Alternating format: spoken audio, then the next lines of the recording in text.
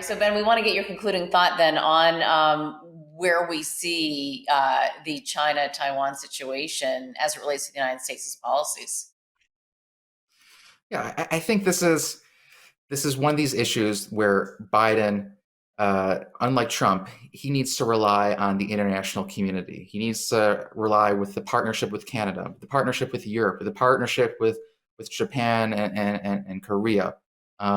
And we're long past the day of the Trans-Pacific Partnership being something of a reality. But I think the world is looking for the United States to take kind of a leading role here. And I think Biden is keenly aware of the situation, because if America goes it alone, I think it's there's a problem of a follow through. And as we saw with kind of the Russia-Ukraine conflict, Biden is intent on making sure that the world allies have a sign on. And I think this is something that he is trying to do with China. Is a whole different beast compared to Russia, given its kind of geopolitical and its economic power. And so it's going to be a higher hurdle for Biden, and it's going to be a longer term prospect. But you're starting to see kind of the foundation of what a U.S. policy to China is, which is a focus on industrial policy back at home. So less globalization, a more focus on trade partners who have a similar ethos or a similar governing style than kind of authoritarians.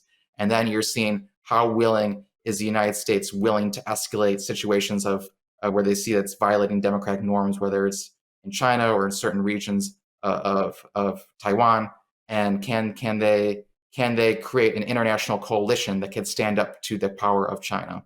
And so we're kind of really at the nation stage of this kind of one of these great geopolitical conflicts.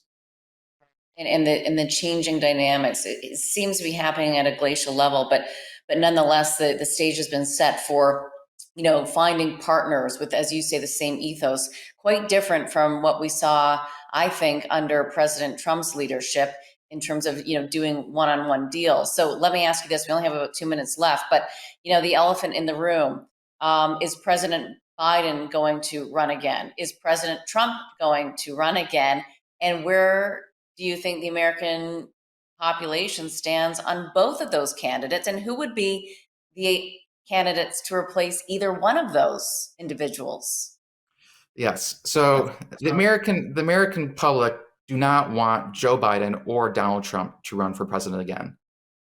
Joe Biden and Donald Trump are probably going to run for president again, and they're probably going to be the nominees.